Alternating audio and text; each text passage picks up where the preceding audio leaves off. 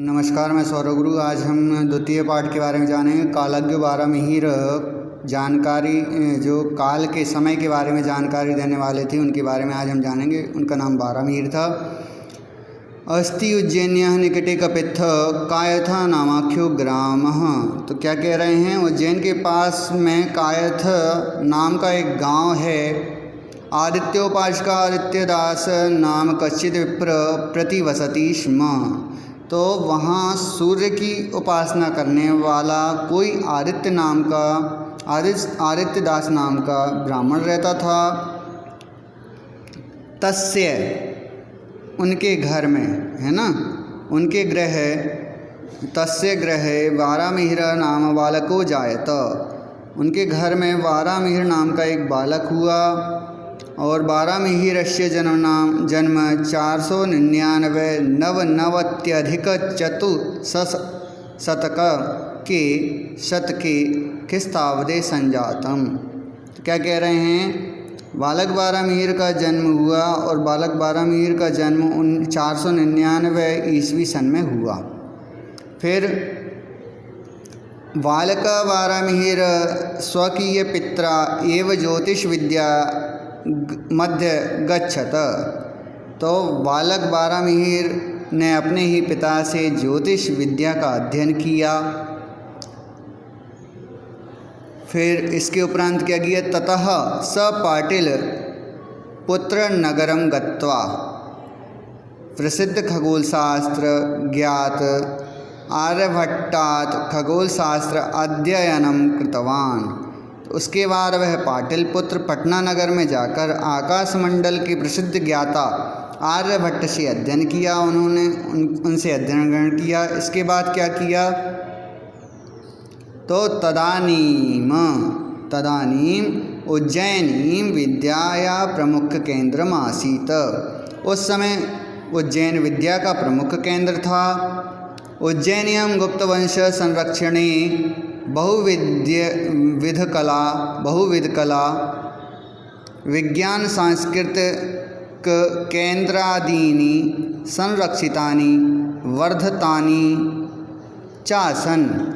उज्जैन के गुप्त वंश के संरक्षण में कई प्रकार के कला विज्ञान व सांस्कृतिक केंद्र आदि संरक्षण पा रहे थे।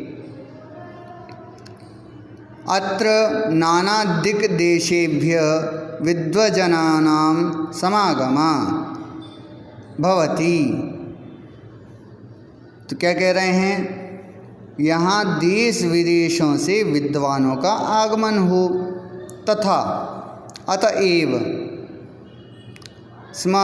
अतएव बारहमिहिरोऽपि समाप्याध्ययनम्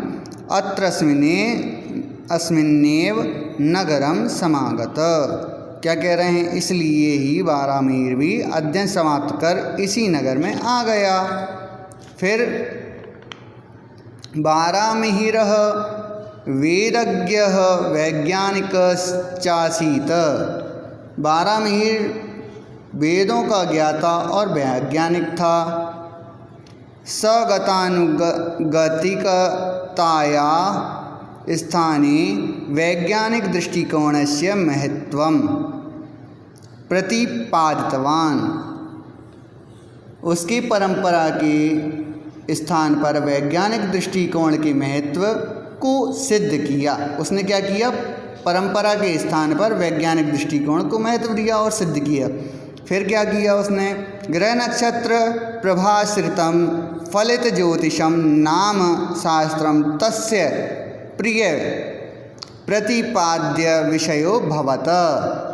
ग्रह नक्षत्रों के प्रभावों पर आश्रित फलित ज्योतिष नाम का शास्त्र उसका प्रिय विषय था।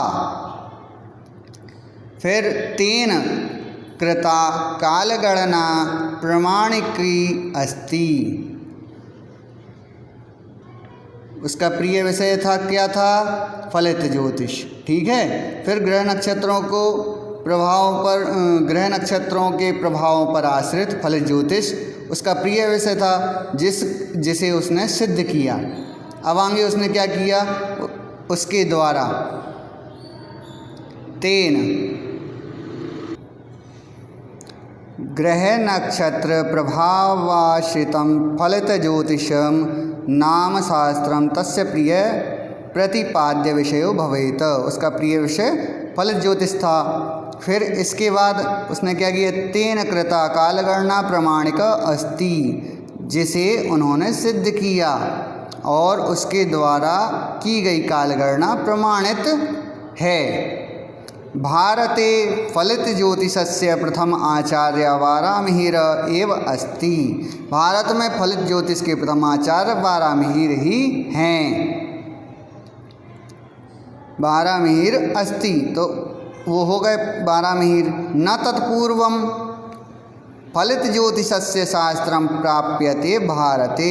उसके पूर्व फलित ज्योतिष शास्त्र का भारत में कोई भी नहीं मिलता। फिर क्या कहते हैं, एष एव सर्वप्रथम प्रतिपादितवान यत चंद्रस्य प्रकाशः स्वकीय नास्ति। इसने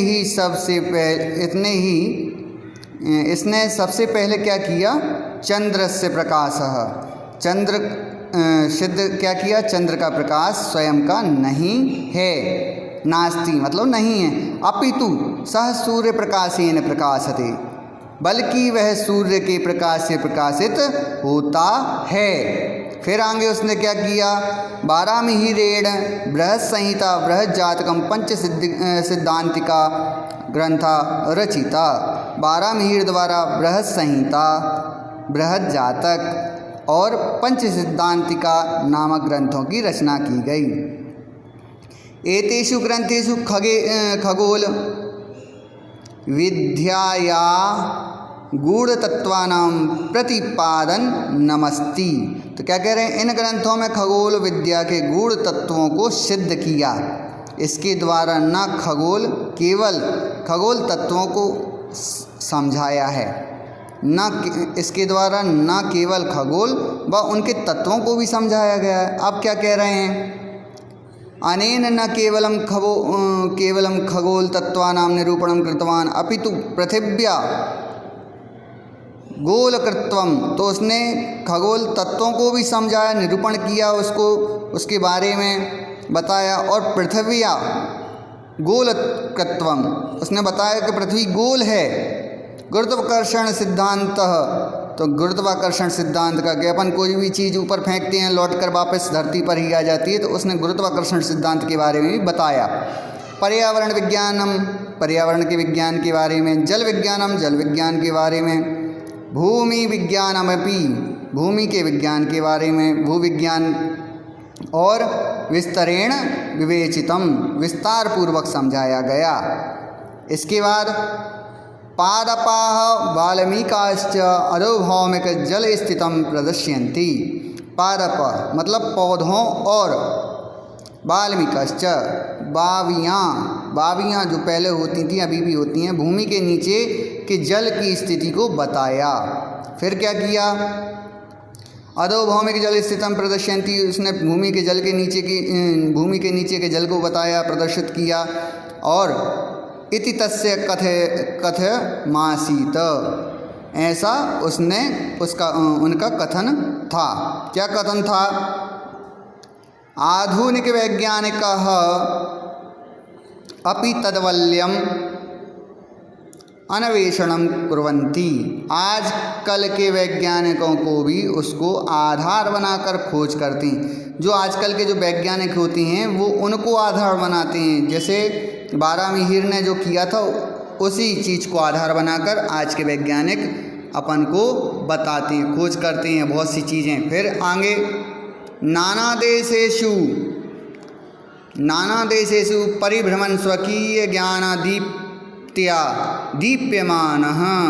क्या कह रहे हैं, कई देशों में घूमते हुए अपने ज्ञान के प्रकाश से प्रकाशित करते हुए 587 500। तो क्या कह रहे हैं, 587 ईस्वी सन में वे ख्रिस्ताब्दी मतलब सन में वे क्या हुआ उनके साथ, तो बता रहे हैं दिवंगतः स्वर्गवासी हुए। फिर क्या आगे, स्वकीय विस्तृत ज्ञानेन खगोल सदृशम गहन विषयमपि सरलम प्रस्तुतवान। क्या कह रहे हैं, अपने विस्तृत ज्ञान से खगोल जैसे गहन विषय को भी सरल रूप में प्रस्तुत किया। सरल रूप में, सरलम प्रस्तुतवान, सरल रूप में उनने प्रस्तुत किया। फिर ज्योतिष विद्या महार्णवम तरतुम तस्य ग्रंथा नौका इव सन्ति। क्या कह रहे हैं, ज्योतिष विद्या के महासागर को पार करने के लिए उनके ग्रंथ नौका के समान हैं। उनके जो उनने ग्रंथ रचे हैं वो नौका के समान हैं। स महान कालज्ञ आसीत। क्या कह रहे हैं, वह महान ज्योतिषी थे। ज्योतिष विद्यायां तु वारामिहिरः तिमिरनाशकः सूर्य इव आसीत। क्या कह रहे हैं, वारामिहिर अंधेरे के नाश, ज्योतिष विद्या में तो वारामिहिर ऐसे थे कि अंधेरे को नाश करके सूर्य के समान प्रकाश करने वाले, अंधेरे को दूर करने वाले थे। तो इतना अपन ने पढ़ लिया है। धन्यवाद। आगे इसके जो शब्दार्थ हैं वह भी आप देख लें और समझें। धन्यवाद।